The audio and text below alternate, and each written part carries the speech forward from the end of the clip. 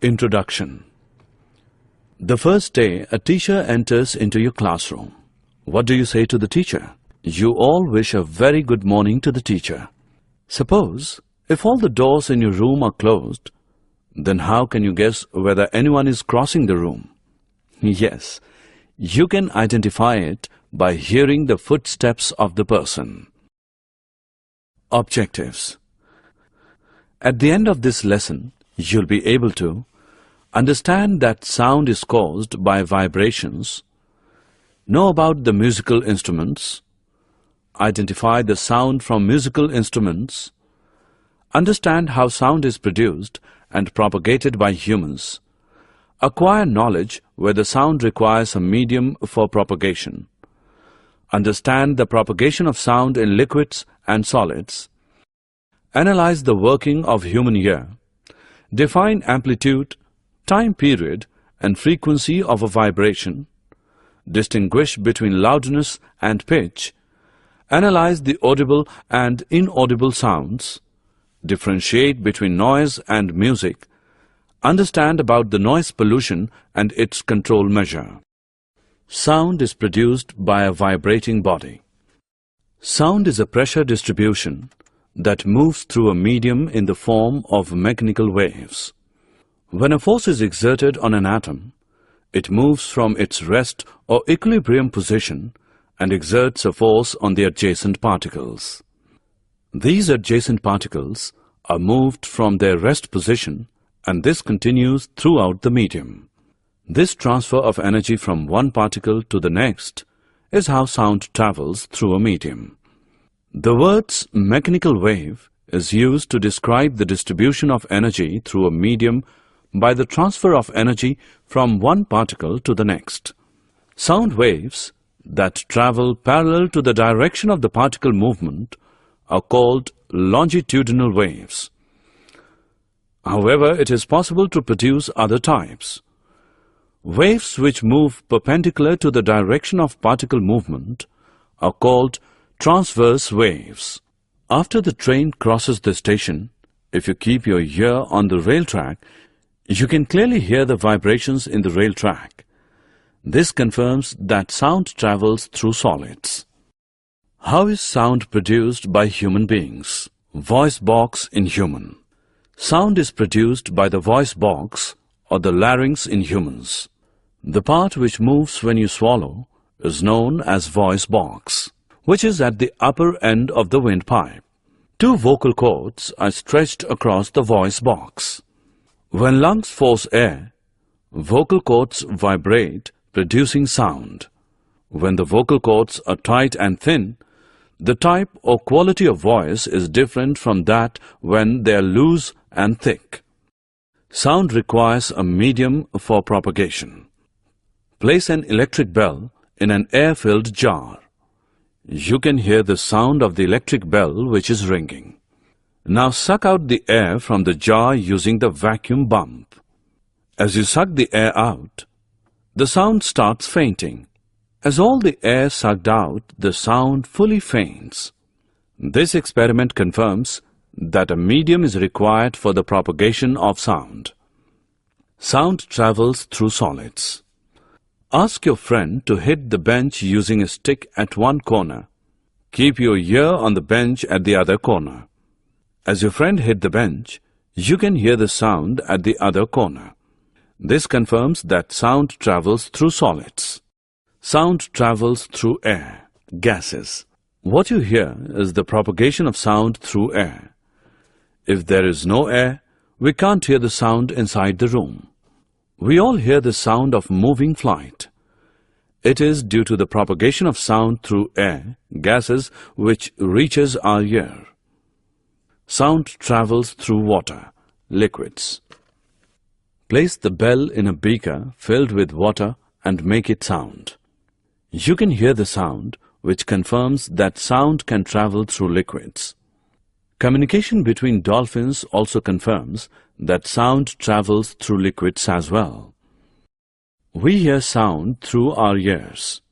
The shape of the outer part of the ear is like a funnel. Sound enters and travels down a canal at the end of which a thin membrane is stretched tightly called eardrum. Sound vibrations make the eardrum vibrate, and the eardrum sends vibrations to the inner ear, and through inner ear it goes to the brain. This is how we hear sound. Amplitude, time period, frequency. Amplitude.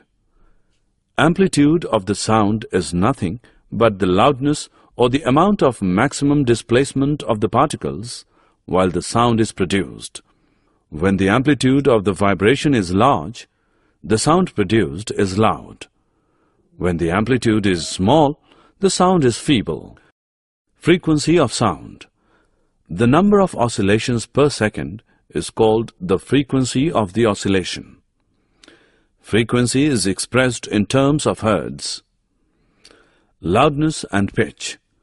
Loudness depends on the amplitude of vibrations. Loudness of sound is proportional to the square of the amplitude of the vibration producing the sound. If the amplitude becomes twice, the loudness increases by a factor of 4. The loudness is expressed in a unit called decibel, dB. The following table gives some idea of the loudness of sound coming from various sources. Above 80 dB, the noise becomes physically painful. Pitch. The two sounds are equally loud. They differ in some way. The difference in sound is due to the shrillness or pitch of the sound. If the sound has high frequency, then it has high pitch or shrillness.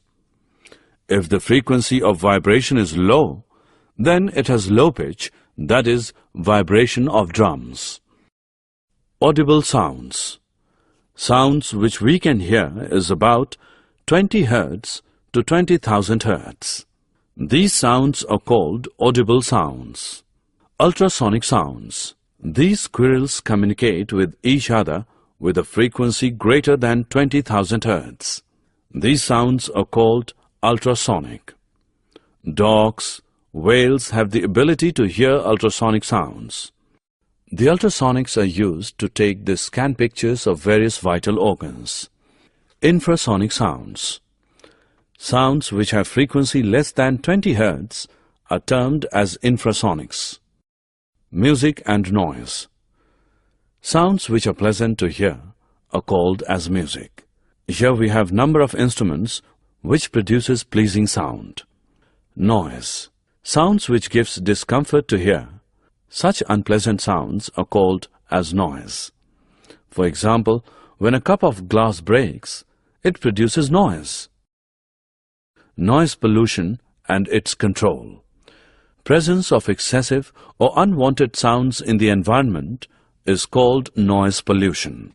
The major cause for noise pollution is sounds of vehicles, explosions including bursting of crackers, machines, loudspeakers, etc.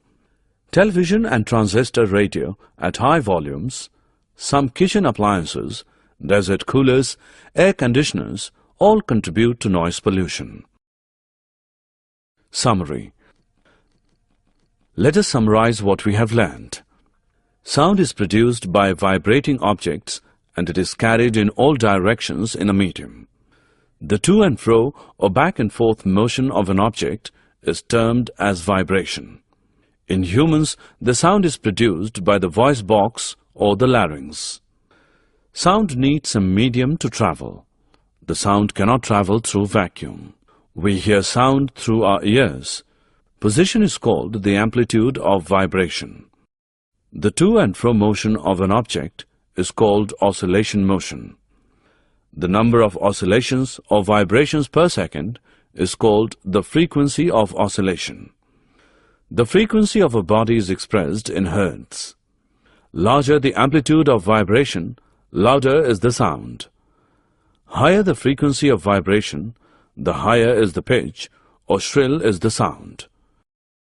For human ears, the range of audible frequencies is roughly from 20 to 20,000 Hz.